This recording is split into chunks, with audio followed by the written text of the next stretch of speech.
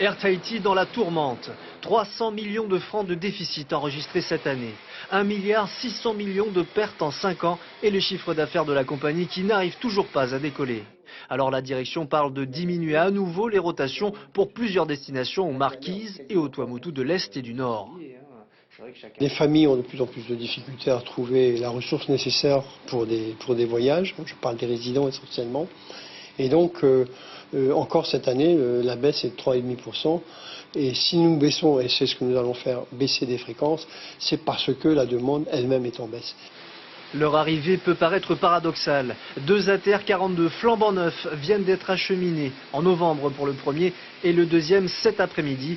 Ils remplacent 2 anciens ATR 42 revendus à des compagnies asiatiques. Air Tahiti rappelle qu'il s'agit d'une commande datant de 2010 et précise que l'achat répond à une nécessité.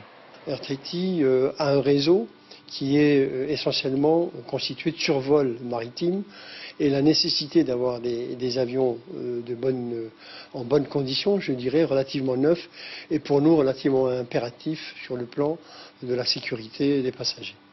En tout cas, l'achat des nouveaux ATR ne devrait pas impacter le prix des billets.